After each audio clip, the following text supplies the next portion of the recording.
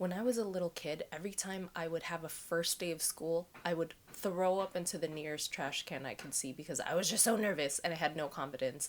And that's what I want to talk about with you today with my little mushroom. Hey, my name is Claudine and I'm a food illustrator, and I recently started my business selling my art, like fun stationery, greeting cards based on recipes that I illustrated, and just a bunch of fun food themed stuff. Today I'm packing some orders for my shop, and I want to talk about something that I wish I could tell my younger self, and that is building confidence, because I was a shy little egg and I couldn't do anything for the life of me, and I would just freeze and I just didn't know what to do. But over time, I was able to overcome that, and I'm just gonna share with you what those tips were. There's this myth of confidence, and I wanna dig into finding the root cause of what created that lack of confidence. I used to think confident business owners were just born that way, and either you had it or you didn't, like myself. I actually grew up with business owners in our family, and we had family friends who created businesses, but I wasn't like them. They were all men, had very abrasive personalities, and made decisions that didn't completely align with my values. And I don't want to, rag on them or anything. I'm just setting the scene that I just wasn't like these people and I couldn't relate to them, and therefore that affected my confidence in being a business owner.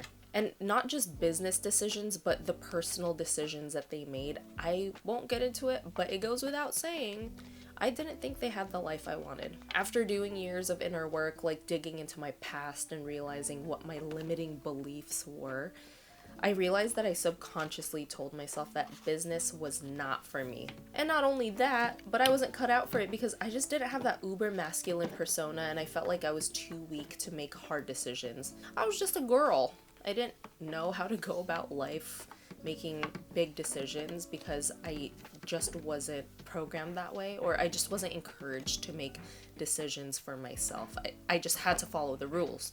And I feel like it's a very cultural thing, especially for women. But then I realized that was all just stories and lies that I told myself out of fear. Like, I didn't have to live that way. And it was a journey, but I'm so glad I took that journey, and it was not kind of hard. It was pretty hard during sometimes because I couldn't deal. Sometimes I couldn't deal, and I didn't know if I could get out of that rut of my mental state. The reality is I can make my own rules when it comes to business, but it all started with confidence. So let's go back to when I was around 3 years old in the Philippines. It was in our little house, and I was in the kitchen with my dad's friend, and my mom. My parents were also really young, like my dad was 23 at the time. I managed to climb onto the kitchen counter, and I think I was reaching for a snack or something. I think it was in a jar. That's all I remember. As I was on my tiptoes with my arms outstretched to get the snack out of the cabinet, my dad's friend goes, "Ah, masyado na," which translates to, "Ah,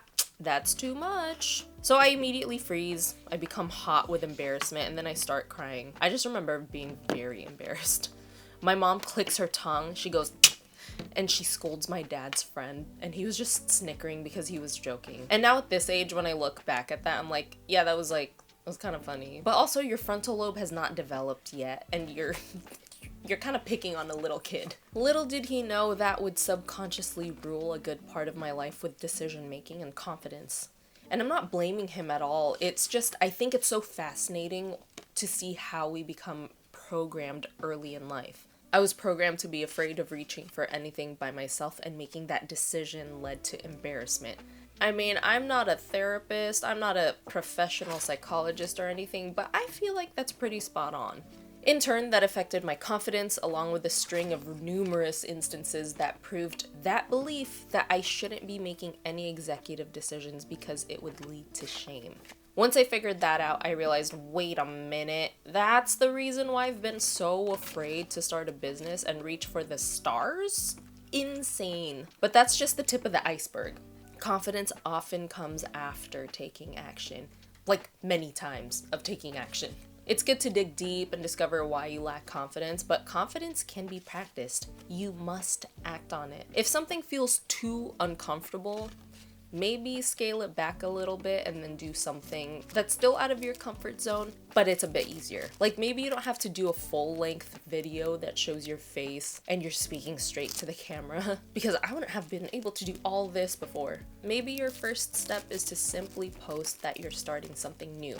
Just a text image on your social media or story that says, "Hey guys, I just started a page for my business. Your follow would be greatly appreciated." That can be so scary if you've never done anything like that before. But once you do it, you've expanded your comfort zone and you normalize doing the good, uncomfortable things that help you grow. Small wins that built my business and my confidence. Here's the catch. I already have a fitness personal training business that I built in 2017. I'm still training clients to this day on top of building my art business and social media. It's definitely helped so much to transfer the confidence that I've built from personal training into this new venture of mine. However, I still started as a very shy and unconfident individual when I first started training.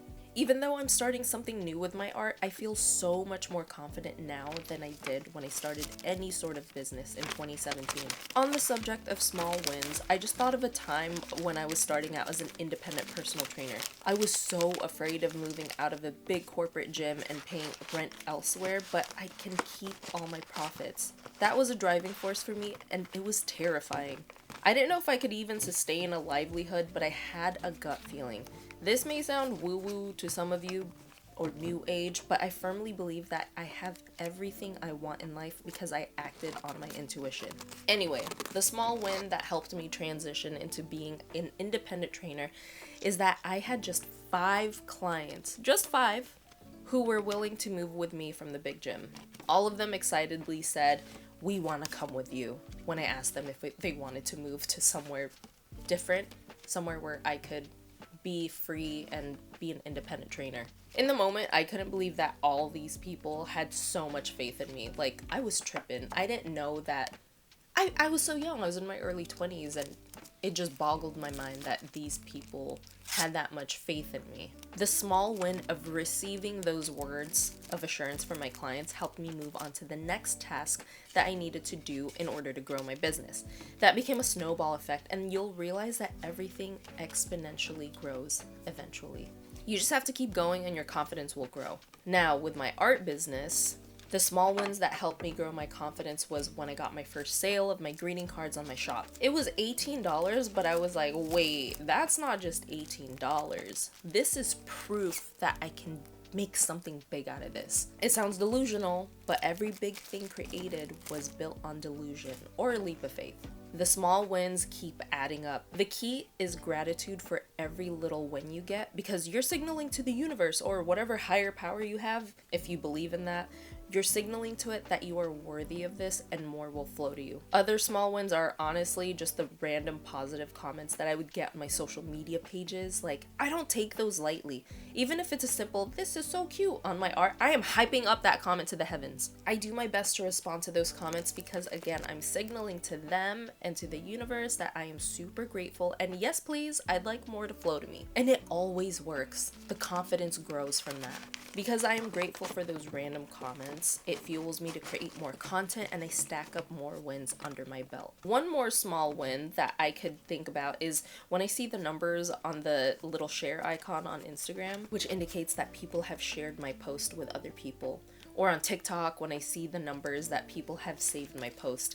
It just feels like I'm helping in a way, and it seems like a silly little art thing for me, but it's not. I'm helping spread joy and entertainment, or sometimes I post up how-tos or process videos, and when I see people sharing or saving it, I just feel so grateful that people like my shit.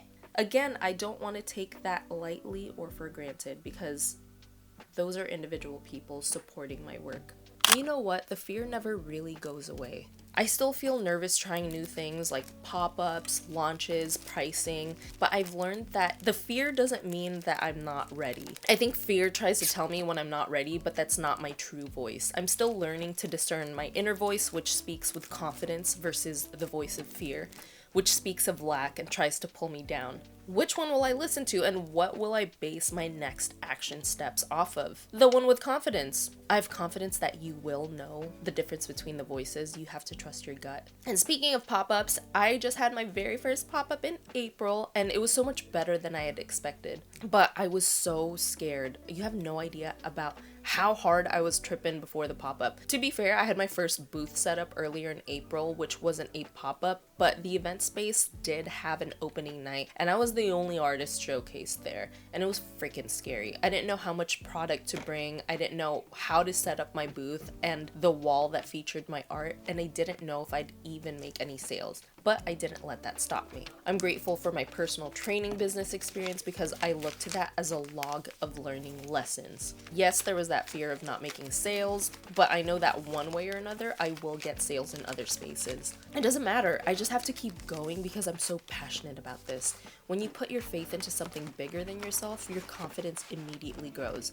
Because you are just one person, but if you think of the amount of people you can serve and bring joy to, you're thinking bigger.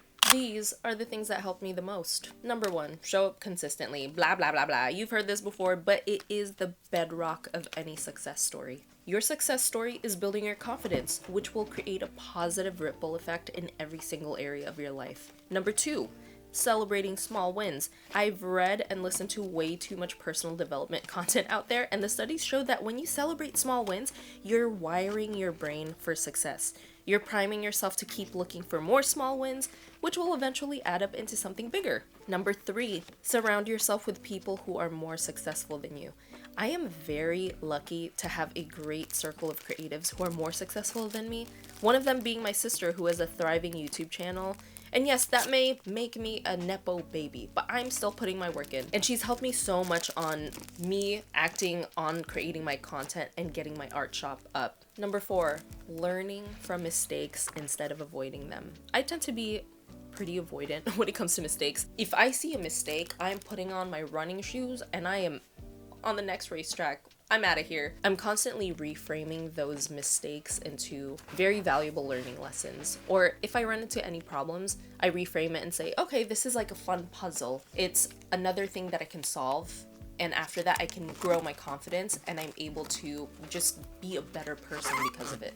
One of the biggest lessons I've learned too is that confidence looks so different for everyone. And I thought I had to, tying it back to the types of people that I saw before who owned businesses, I thought I had to be this uber masculine and just overly abrasive person, but I could also be soft-spoken, but be confident in my own nature. You don't have to change yourself in order to grow your confidence. In fact, I feel like confidence just elevates who you truly are in the first place. It's kind of like money.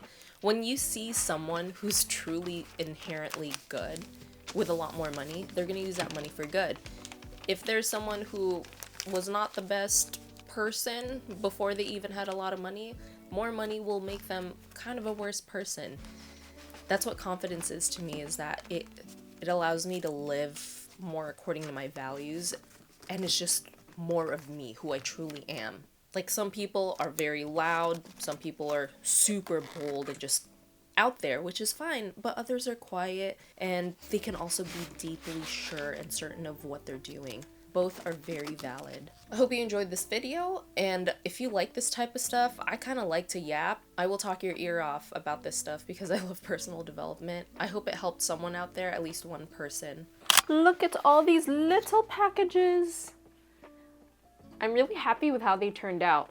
This is a lot more time consuming than I expected, but I enjoyed it a lot because these are my first, orders in bulk, and I wanted to make sure that I put a lot of love into it. I added in a lot of free stickers and all that stuff, and these will now go to their homes. I don't know why I get really nervous right before I ship something out, because I'm like, what if I got something wrong?